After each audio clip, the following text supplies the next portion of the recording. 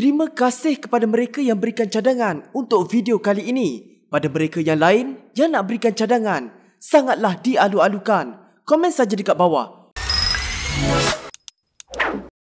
Benarkah sihir itu wujud?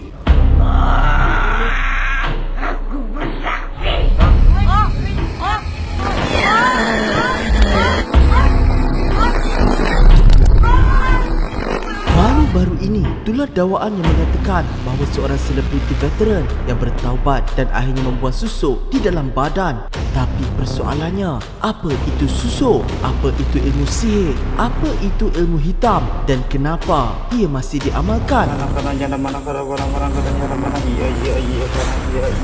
Ini bukan sekadar mitos, ini bukan kisah dongeng.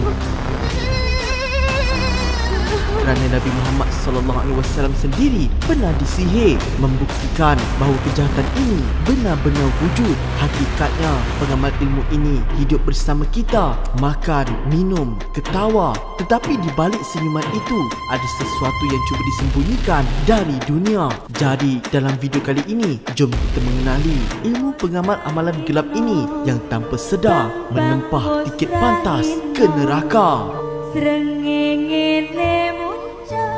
10 amalan ilmu pelik yang terkenal di Malaysia.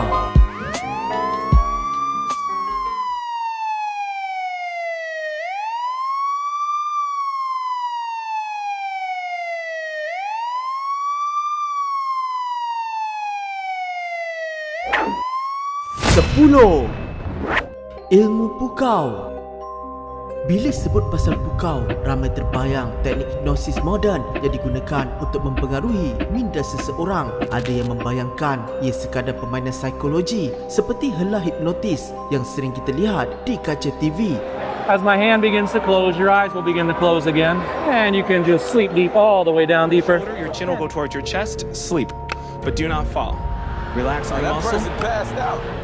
Namun di Malaysia, pukau sering dikaitkan dengan jenayah ilmu hitam yang jauh lebih menakutkan. 3 lelaki termasuk seorang warga Indonesia yang disyaki memukau seorang suri rumah di Reman hingga 7 Jun ketika. Golongan warga emas dan mereka yang tinggal bersendirian di kawasan perumahan strategik di Ibu Negara menjadi sasaran baru geng pukau scam untuk menipu dan mengaut untung mudah. Ramai mangsa pernah melaporkan pengalaman ngeri mereka. Wow, habis rantai tangan nak chip tu diambil.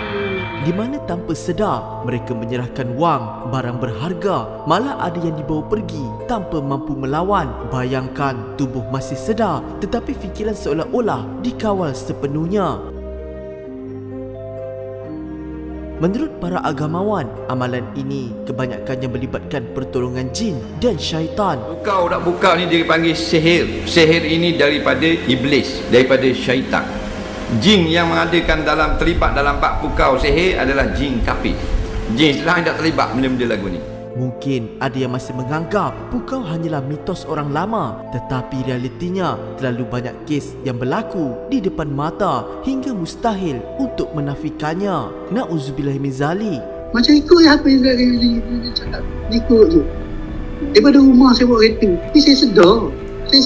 Tapi saya tahulah. Tapi saya tak tahu pasal apa saya boleh ikut. 9. Ilmu pengasih. Ini merupakan minyak pengasih. Okey, ini minyak pengasih. Dalam minyak pengasih ni, dia boleh letak minyak kasturi boleh, minyak apa-apa minyak boleh lah. Di dalamnya diletakkan buluh perindu. Bayangkan ilmu pengasih dikatakan mampu membuat seseorang jatuh hati, mudah terpikat, bahkan timbul rasa kasih terhadap si pengamal, walaupun hakikatnya tidak pernah begitu. Ada pelbagai cara ia digunakan, namun yang paling menyeramkan adalah minyak dagu. Minyak ini didakwa diperoleh daripada tubuh manusia yang sudah tiada lagi. Dagunya akan dililin sambil dibaca mantra. Titisan minyak yang menitis itu ditadah lalu dijadikan minyak pengasih. Astaghfirullahalazim. Minyak dagu ini tuan-tuan ialah minyak yang diambil daripada dagu orang yang sudah. Bayangkan pergi ke kubur tengah malam nak buat apa? Nak korek kubur tersebut. Lepas tu keluar pula tengah-tengah malam. Cuba tengok dalam ni, apa yang orang-orang ni jumpa. dia jumpa seorang yang bertapa ataupun membuat ilmu hitam dalam ni. Minyak ini kemudian dicalit pada mangsa, menjadikan mereka hilang kesedaran, lemah kawalan emosi dan akhirnya terpaksa mencintai seseorang tanpa kerelaan. Apa yang lebih menakutkan, minyak pengasih seperti ini kini dilaporkan dijual secara terbuka di internet. Na'udzubillah min zalik. Ingat, cinta yang datang daripada ilmu pengasih akan berakhir dengan sengsara.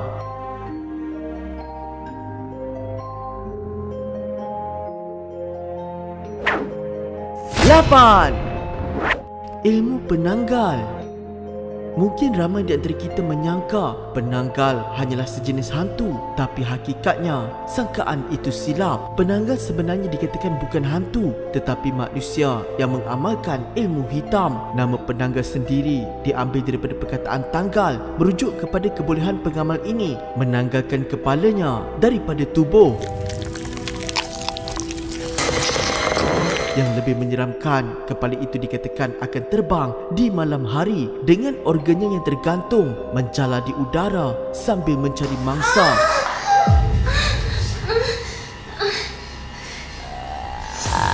Kepala itu akan kembali bersatu dengan tubuh asalnya sebelum waktu subuh menjelma. Semua ini kononnya demi satu tujuan, iaitu untuk mendapatkan kecantikan yang abadi. Kebenaran tentang kewujudan penanggal mungkin sukar dibuktikan dengan logik, namun catatan lama dan kisah lisan yang diwariskan dari generasi ke generasi sering menyebut tentang penampakannya. Malah ia turut direkodkan beratus tahun lalu di dalam manuskrip lama.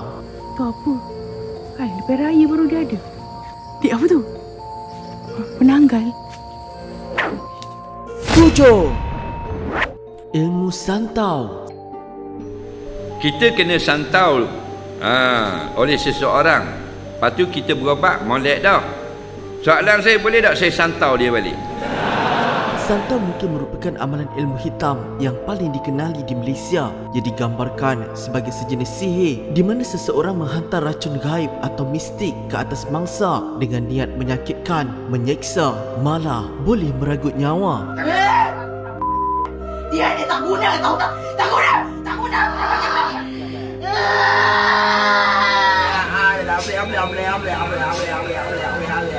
Terdapat pelbagai bentuk santau yang diketahui. Ada yang dihantar melalui angin, ada juga yang dihantar melalui makanan dan minuman. Santau tuju pula menggunakan barang peribadi mangsa, manakala santau langkah melibatkan bahan yang ditanam di kawasan rumah sehingga terkena apabila dilangkah. Setiap satunya membawa penderitaan yang tidak dapat dibayangkan. Malah suatu ketika dahulu, Pekan Gopeng dikatakan popular dengan ilmu itu hingga mendapat gelaran Pekan.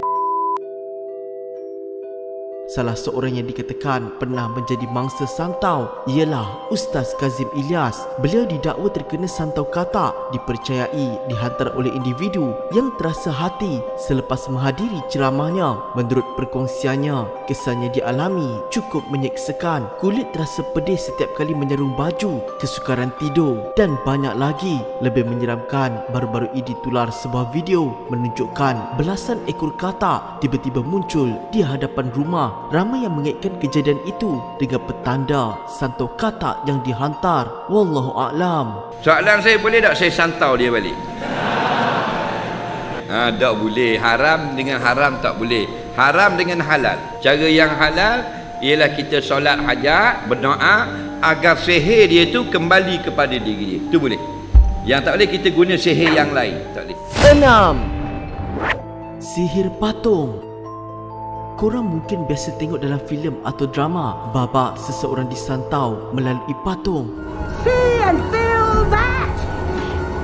Tapi siapa sangka amalan ini benar-benar wujud di Malaysia. Sihir patung ialah sejenis ilmu hitam di mana pengamalnya menggunakan patung atau objek menyerupai manusia sebagai medium untuk menghantar serangan gaib kepada mangsa.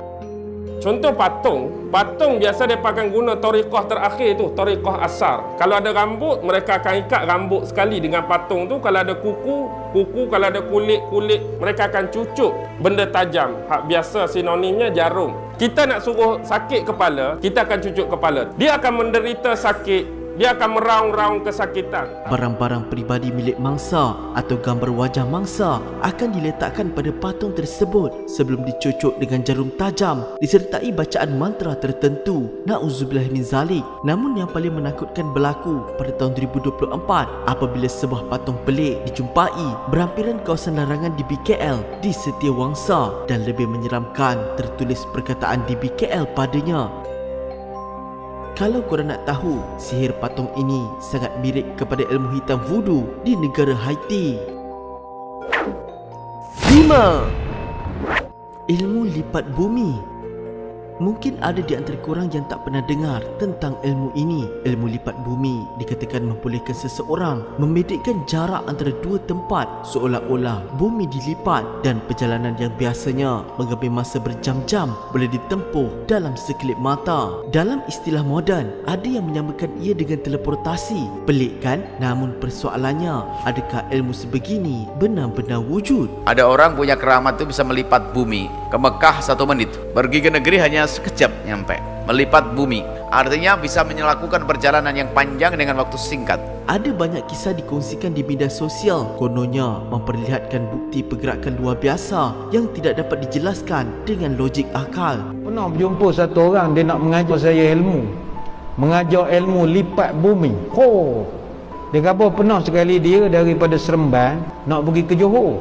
Dia bertolak daripada Seremban pukul 6. Ceramah di Johor Baru lepas maghrib. Tuan-tuan ingat pernah Sabah ke sampai? Tiba-tiba dia kata ada lori pasir depan dia. Lori pasir tu tiba-tiba pula keluar pasir atas cermin kereta dia. Gelap. Dia kata lepas pasir tu selesai, dia tengok dia dah melepasi tol nak masuk Johor Baru lah. Berdasarkan pandangan para agamawan, perkara sebegini tidak mustahil berlaku dengan izin Allah. Namun, mereka juga menegaskan bahawa ilmu lipat bumi bukanlah sesuatu yang boleh diajar atau wajar dipelajari. Kalau ilmu lipat bumi, wallahu a'lam. Tapi kalau lipat bumi berlaku pada setengah hamba Allah, itu tidak mustahil. Tapi kalau kita nak belajar, siapa nak belajar aku ilmu lipat bumi? Kejam mata daripada faham, letak tapak kaki, buka mata, you crying. Itu saya tak beranilah, takut-takut membohong.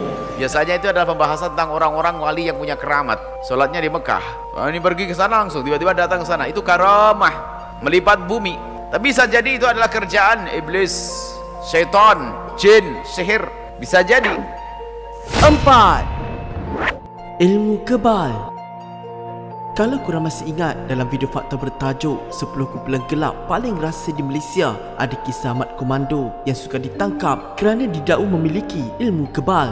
Malah ada yang mengatakan mat komando mempunyai ilmu kebal dan ilmu selisih. Tapi apa sebenarnya ilmu kebal atau turut dikenali sebagai ilmu selisih ini? Menurut Kamus Dewan Bahasa dan Pustaka, ilmu kebal ialah ilmu yang membuatkan seseorang tidak luka dengan senjata tajam dan tidak dapat ditembusi peluru, seolah-olah tubuh manusia berubah menjadi perisai hidup.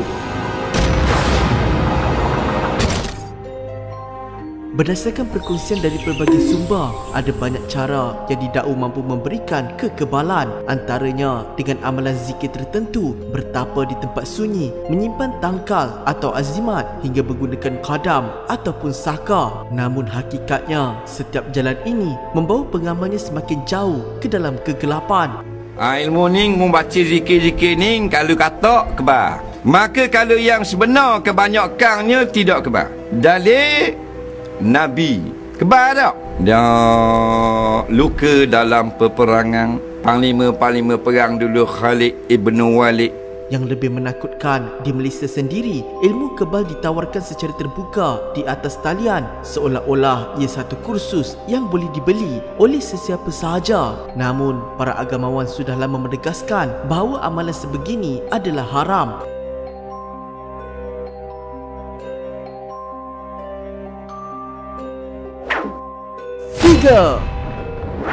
Orang minyak.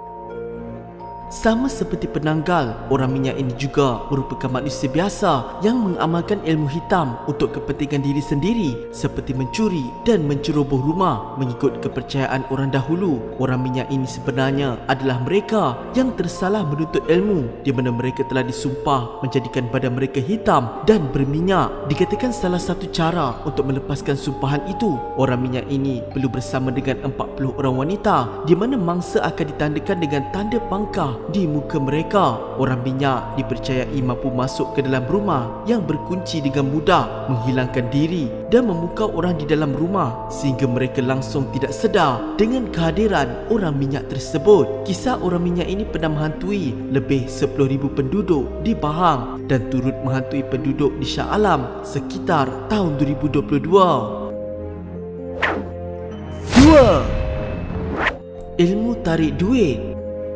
Korang mesti pernah nampak video yang mendakwa seseorang boleh tarik duit secara gaib.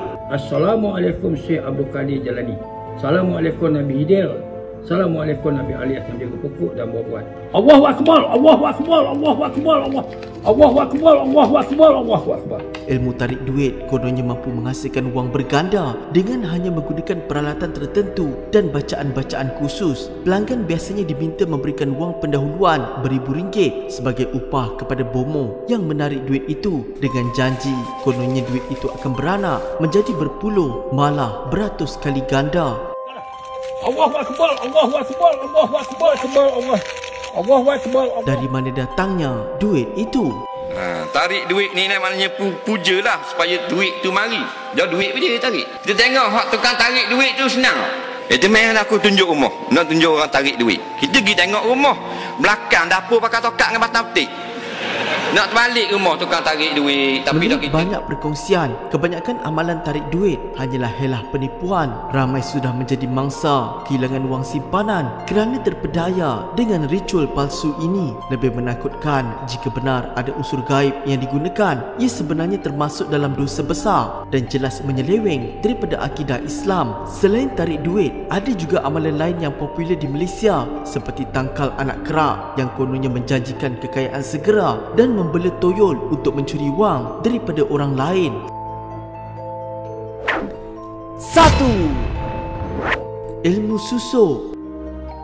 Baru-baru ini kita dikejutkan dengan satu video yang didakwa memaparkan seorang selebriti lelaki membuang susuk selepas berpuluh tahun menggunakannya demi populariti. Susuk ini merujuk kepada amalan memasukkan sesuatu bahan asing ke dalam tubuh, sama ada emas, perak, belian dan macam-macam lagi, bergantung kepada kelebihan yang diinginkan oleh si pemakai. Ada pengguna yang sanggup memasukkan besi kersani, raksa atau merkuri ke dalam badan semata-mata untuk menuntut kekebalan hingga muncul dakwaan kononnya susuk raksa mampu melindungi diri daripada panahan petir. Namun di sebalik janji itu, setiap susuk hadir dengan pantang larang yang ketat. Ada yang dilarang melangkah di bawah ampayan, ada yang tidak boleh makan sate berlidi dan ada pula pantang yang lebih pelik. Andai dilanggar, kesannya dikatakan akan hilang. Pakai susuk supaya jadi muda sama, boleh atau tidak? Boleh. Boleh, dosa. Nak muda sama tak boleh muda sama, faham? Jadi kita nak lawan hakikat tak boleh. Biar supaya mukanya cantik, dimasukkanlah intan. Kenapa emas bisa masuk ke dalam? Kenapa intan bisa masuk ke dalam? Untuk meminta kepada jin kafir. Yang dipermasalahkan masalah susuk adalah urusan keyakinan Anda dengan ilmu perdukunan. Jadi waktu Anda datang ke tempat susuk karena Anda punya keyakinan tentang perdukunan, itu yang dosa besar. Kesimpulannya, ilmu hitam hanyalah tipu daya syaitan yang menjanjikan keindahan sementara tetapi mengundang kebinasaan selama-lamanya. Amalan ini bukan saja memudaratkan tubuh, malah boleh merosakkan akidah kerana membawa kepada syirik. Ingatlah, kecantikan, kekuatan dan kemuliaan sebenar hanyalah kurniaan Allah SWT.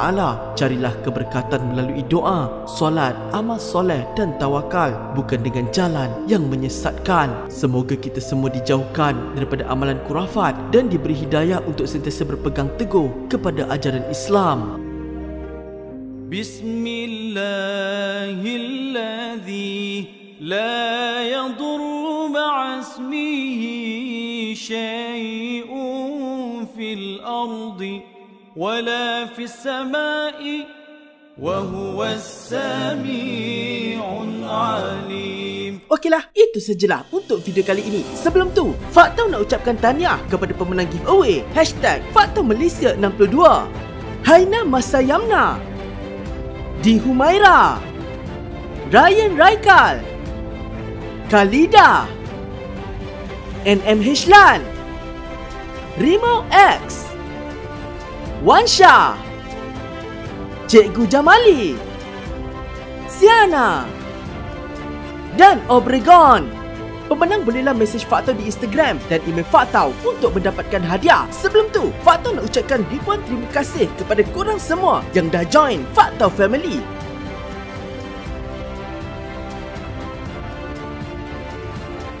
Terima kasih juga Fakta ucapkan atas sokongan, cadangan dan penyertaan korang semua. Jumpa lagi di video akan datang, insya-Allah. Assalamualaikum semua, bye.